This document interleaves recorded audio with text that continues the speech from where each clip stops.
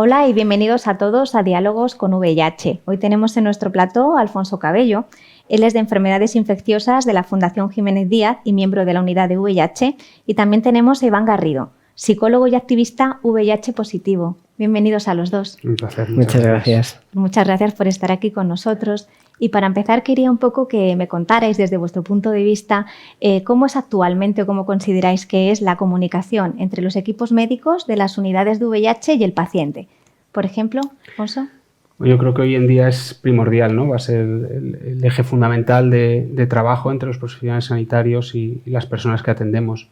Hoy día estamos hablando de una condición de salud que va a acompañar a esa persona durante muchos años de su vida, que vamos a tener que interaccionar durante mucho tiempo, evaluar diferentes necesidades, dar información, escuchar y atender las demandas y necesidades que tengan. Yo creo que sin comunicación no se puede avanzar. Iván. Bueno, yo creo que tengo que destacar que siempre las personas que tenemos un VIH tenemos un vínculo muy especial con nuestro personal de medicina interna. Tal y como ha dicho el doctor, nos quedan muchos años de relación por delante, entonces mejor llevarnos bien, mejor confiar. Y al final yo creo que es una relación mutua, ¿no? Al final es responsabilidad del sanitario darnos un sitio de confianza, un lugar seguro donde expresar nuestras emociones, nuestras inquietudes. Al final el VIH, y debido a la farmacología actual, es una enfermedad crónica que muy pocas veces causa interferencia en la vida cotidiana del paciente, lejos de la toma de la medicación, pero que al final tiene muchas consecuencias. Yo siempre digo que el peor efecto secundario del VIH es el estigma social. Entonces, detectar desde la consulta posibles comorbilidades psicológicas de ese estigma social, aislamiento social, depresión, ansiedad o cualquier tipo de otra comorbilidad, creo que es responsabilidad de ambos, de paciente y profesional, crear ese ambiente donde tú tengas la confianza, bueno, de decir cómo te sientes y sobre todo también teniendo en cuenta que como ahora mismo es una consulta que se produce cada tantos meses, pues al final crear ítems, ¿no?, de comunicación sobre preguntar en diferentes áreas vitales del paciente para ver que todo está bien y para ver que realmente tenemos una buena calidad de vida viviendo con el VIH. Y en línea precisamente con la comunicación, pero en este caso con la comunicación dentro de la unidad, ¿cómo suele ser la coordinación y los roles profesionales de quienes participan? Hay diferentes profesionales que forman parte del equipo, desde el profesional médico, profesional de enfermería, hasta las personas que atienden en la farmacia, personas de admisión, auxiliares. Hay toda una cadena de personas que forman parte de ese equipo que atiende a personas que viven con VIH y que tienen que estar perfectamente coordinados, bien para detectar necesidades, bien para coordinar soluciones, bien para atender demandas. A veces, como ha dicho Iván, en la esfera psicológica, en la esfera del estigma, de la calidad de vida, aparecen demandas que no habíamos trabajado, que no habíamos estado atentos en los años previos, ¿no? O sea, los objetivos clásicos, como era el control del virus, asegurar un buen nivel de defensas, es algo que forma más parte del pasado, sigue siendo el ítem principal hoy en día, pero prácticamente con la disponibilidad de tratamientos que tenemos, casi que si todos trabajamos, médicos y pacientes en buena línea, eso lo podemos conseguir. Tenemos que explorar qué otras necesidades hay y muchas veces no es el médico que está delante de esa persona el que lo detecta, sino es cualquiera de las otras profesionales que interaccionan con el paciente. Entonces yo creo que esa coordinación es vital para diseñar trayectorias, diseñar proyectos y atender esas demandas. Y en este sentido, Iván, ¿cómo dirías que se podría mejorar a lo mejor esa atención? Bueno, la atención, lo que es dentro de la unidad de VIH, suele ser una atención muy familiar, donde todo el mundo está conectado. Sí que es verdad que yo creo que un área de mejora en lo que respecta a la unidad de VIH es la comunicación con otras áreas, ¿no? El trabajo multidisciplinar del paciente. Yo creo, y hablo por muchos pacientes con los que tengo contacto, que estamos muy contentos con nuestras unidades de VIH. El problema quizá o el área de mejora es cuando salimos de nuestra unidad de VIH con otras especialidades o con atención primaria. Ahí es donde nos encontramos que realmente no hay una conexión entre la unidad de VIH y otros profesionales sanitarios y sobre todo que hay mucho profesional sanitario que desconoce ahora mismo cuál es la clínica del VIH, cuál es la farmacología, cuál es la cronicidad, cuáles son las comorbilidades. Entonces llegas a tu médico de atención primaria, que es el primer acceso a la atención sanitaria, y muchas veces desconoce lo que te ocurre. Y también nos ocurre muchas veces que automáticamente nos derivan al internista para un problema que quizás se resuelve en otra especialidad. Entonces es por falta de, a lo mejor es por cuidarnos, por falta de conocimientos o por cualquier otra casuística, pero sí que es verdad que falta un poquito de conexión, que el sistema sanitario también ponga herramientas para los profesionales sanitarios, se puedan comunicar a nivel interno entre las disciplinas, pero sobre todo que el paciente sea el centro, ¿no? El paciente sea el centro de la atención y entre las diferentes áreas se coordinen. Así que yo creo que el área de mejora sería un poquito la comunicación entre unidades y no tanto entre la unidad de VIH en sí. Y Alfonso, ¿cómo recibes, por ejemplo, lo que comenta Iván? Totalmente de acuerdo, tiene toda la razón. De hecho, hay una actualización del Plan Nacional que el eje fundamental es que el paciente esté en el centro y todas las personas que giramos alrededor tenemos que estar conectadas y tenemos que trabajar por y para el paciente. Esto es algo básico en cualquier otra condición de salud, pero en este contexto y por alguna de las cosas que comentaba antes Iván es especialmente importante. Esa conexión con primaria, donde es el eje sanitario fundamental de cualquier persona hoy en día en la sociedad, y la unidad específica que trata una patología muy concreta con unas aristas y con unas cuestiones que han arrastrado durante décadas que son muy importantes de afrontar, la comunicación tiene que ser muy fluida. Hoy en día disponemos de diferentes herramientas digitales que lo pueden facilitar. Hay algunas herramientas que pone el sistema sanitario y otras muchas que faltan, y yo creo que es la asignatura pendiente, como ha dicho Iván, entre todas las especialidades y todas las personas que trabajan, también trabajadores sociales, personas expertas en psicología, en psiquiatría, que atienden algunas cuestiones de salud que van apareciendo y que tenemos que estar informados y coordinados entre nosotros para dar la mejor atención. Otro aspecto importante que ya, lo habéis comentado, yo creo que los dos, es la importancia de esa comunicación y esa relación entre el médico y el paciente para mejorar la propia calidad de vida de la persona con VIH en aspectos como pueden ser insomnios, depresión, ansiedad, etcétera. Sobre este tema, ¿creéis que realmente hay una educación suficiente? ¿Se hace todo lo posible para que esto sea así y que haya esa complicidad y esa comunicación? Si quieres, Alfonso, desde tu punto de vista.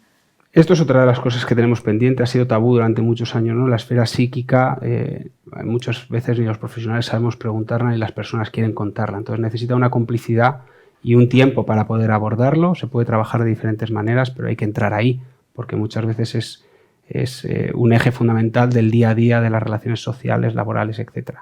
Cuando uno pregunta, en muchos casos, qué porcentaje tiene una persona, las personas que viven con VIH, de depresión, de ansiedad, de insomnio, se sorprende cuando ve algunas estadísticas porque tiene la sensación de que eso no ocurre. Pero en una consulta muchas veces no es fácil abordarlo si uno no lo prepara, si uno no viene mentalizado con intentar detectar algunas cuestiones que sabe que existen y que no es tan sencillo abordar con una mera pregunta. Hay que trabajarlo, hay que ganar o trabajar esa confianza médico-paciente para penetrar en algunas situaciones que son más delicadas y que cuesta un poquito más de trabajo, pero no pasa nada, tenemos que ir hacia allí. Iván, ¿de qué manera piensas que esto se podía empoderar el paciente y esto podría mejorar? Bueno, desde la parte de vista del psicólogo, yo creo que hay una palabra que es recursos. Hace falta más recursos. Y simplemente el recurso más sencillo que existe es el tiempo. Hay muchas veces que las personas que se dedican a las unidades de VIH no tienen tiempo para vernos suficientemente, para realmente preguntarnos, pasarnos escalas, aplicarlas. Y por supuesto también otro tipo de recursos, como ya pues son materiales o son de otras disciplinas, como la psicología o la psiquiatría. Al final, yo creo que lo que falta también por parte del sistema son recursos para que los clínicos aborden nuestros casos de una manera pues más amplia, ¿no? Ya no estamos hablando de mortalidad, sino que ahora, gracias a la farmacología, hablamos de calidad de vida. Bueno, pues entonces, ya que tenemos la ventaja de que sabemos esto, vamos a centrarnos en mejorar la calidad de vida de los pacientes. Y también, desde el punto de vista del paciente, yo creo que tenemos que romper el síndrome de la bata blanca, de ver una barrera incluso idiomática, que parece que hablamos lenguajes diferentes entre paciente y profesional sanitario, sino que lo veamos como una persona que quiere colaborar en nuestra vida. Al final, los pacientes tenemos una determinada jerga, los clínicos otros, al final es acercarnos, ¿no? Y tú puedes decirle a tu profesional, me siento muy mal. Y puede ser esa frase, y esa frase puede ser la decisiva para precisamente abordar. Y ya es entendernos y ver como que somos colaboradores para nuestra calidad de vida. Estamos todos para ayudarnos. Y sobre todo entre las personas, del profesional sanitario y el paciente, pero yo creo que también lo debería entender un poco más el sistema sanitario, que tiene que dar las herramientas a ese profesional para atender mejor al paciente y el paciente a lo mejor así romper las barreras con el profesional sanitario gracias a la ayuda del sistema. Porque además en esa comunicación quería preguntaros precisamente por la adherencia. ¿Qué papel juega la comunicación, por ejemplo, en la adherencia terapéutica? No sé, pregunta Alfonso. Ese es el pilar fundamental. Desde que tenemos armas terapéuticas para combatir el virus, es el pilar fundamental que conocemos desde hace ya casi 30 años, ¿no? Desde los primeros tratamientos en los años 90, primera estrategia eficaz en el año 96, sistemáticamente el pilar fundamental ha sido la adherencia al tratamiento. Y sabemos que en muchos casos las personas pues, tienen dudas, ocurren situaciones concretas, hay comorbilidades, como decía Iván, o hay aspectos sociales que están influyendo en determinado aspecto de la persona. Si no lo sabemos, si no preguntamos y si no nos preocupamos de dar una información adecuada, puede haber dudas sobre si olvidarme o no olvidarme de la medicación o si descansar o no descansar pueden entrar en la ecuación, ¿no? Yo creo que es muy importante dar toda la información que tenemos para que las personas puedan tomar sus decisiones con fundamento, ¿no? La adherencia es el eje del funcionamiento de la medicación y yo creo que cualquier atisbo de duda en la comunicación en ese sentido puede ser un problema. Y en tu caso, Iván, ¿cómo crees que valora el paciente y tú como paciente valoráis esa comunicación en cuanto a la adherencia? Hombre, yo pienso que sobre todo los recientes diagnósticos tienen que saber la importancia de la adherencia al tratamiento. Estamos vivos gracias al tratamiento y eso es muy importante. El doctor decía como los primeros antirretrovirales llegaron en el 96, pero yo que nací en el 91, la unidad de VIH era más un acompañamiento porque realmente a nivel clínico poco se podía hacer. Se podían tener diferentes abordajes, pero no había una solución efectiva como hay ahora. Y a lo largo de la antropología del VIH hemos visto cómo han ido pasando los años y al final se centra en tómate este medicamento, controlamos carga viral, controlamos CD4 y seguimos adelante. Entonces es curioso como a la llegada del TAR, del tratamiento antirretroviral, se perdió más esa parte social de las familias, ¿no? Entonces es muy importante recalcar la adherencia, es muy importante que la gente no entienda, ya sabe cuál es la posología, hay que tomarse una pastilla hasta ahora, pero ¿para qué sirve? ¿Por qué es tan importante? Explicar qué es la carga viral. Muchos pacientes no saben lo que es la carga viral. Hablamos todo el rato de CD4, de defensas, de sistema inmune, pero ¿qué son los CD4? ¿Por qué los ataca el VIH? ¿Qué hace la medicación para que el VIH no ataque a los CD4?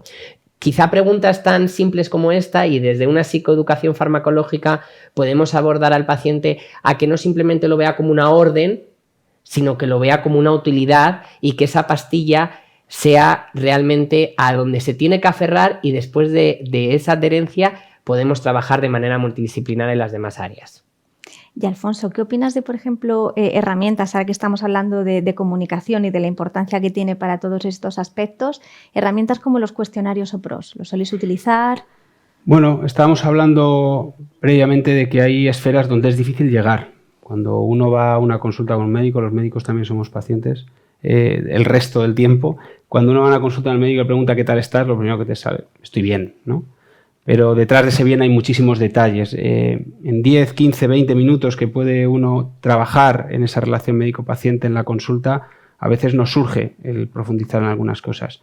Y como en cualquier acto de la vida, en cualquier reunión, hay que prepararla. Yo creo que esos cuestionarios, los Patient Reported Outcomes, los PROs de los que hablamos, es una herramienta que tenemos, tanto médicos como pacientes, para preparar ese acto de consulta, ese tiempo que vamos a tener cada X meses, como decía Iván, y yo creo que es muy importante trabajar con ellos porque permite tanto al médico saber en lo que uno puede afrontar o dedicar ese día, que es lo importante, como al paciente en decir, oye, yo tengo estas necesidades, tengo estos recursos, voy a preparar a ver qué es lo que aflora en mí y que se lo quiero contar a la persona que tengo delante para llegar a soluciones y avanzar y poner herramientas para continuar. ¿Y qué os parece, por ejemplo, campañas como Prepara tu consulta, que va un poco dirigida a todo esto? Bueno, son campañas muy eficaces porque realmente también hacen conciencia, ¿no?, de lo necesario que es aplicar este tipo de cuestionarios. También es necesario que sean cuestionarios de fácil aplicación debido al contexto sanitario de los recursos que hay, que sean de corta duración y también, como los cuestionarios de Prepara tu consulta están muy bien adaptados, porque tú piensas que el paciente con VIH también se puede cansar del proceso sanitario, ha pasado por muchas especialidades, va de manera crónica a la farmacia, va de manera crónica a la consulta, por lo tanto tiene que ser algo rápido y eficaz. Y por lo tanto la creación de cuestionarios específicos para el paciente con VIH, teniendo en cuenta las herramientas que hoy tenemos, pues nos vienen genial, y aparte además que ahora todos llevamos un móvil, data tecnología o inteligencia artificial, o incluso se pueden tener preparadas en las unidades tablet para que mientras que el paciente espera a la sala de espera lo rellene en un momento y automáticamente se suba a una plataforma con los resultados, pues realmente son herramientas útiles y que al revés debemos promoverlas para mejorar la eficacia del sistema. Y para terminar, hemos hablado de muchos aspectos, todos relacionados con la comunicación. Quería una última reflexión, sobre todo hacia dónde creéis que debería dirigirse precisamente esto para que suponga una mejora para el paciente, por ejemplo. Alfonso. Yo creo que si yo diera un mensaje que los profesionales tuviéramos que trabajar es hay que preguntar.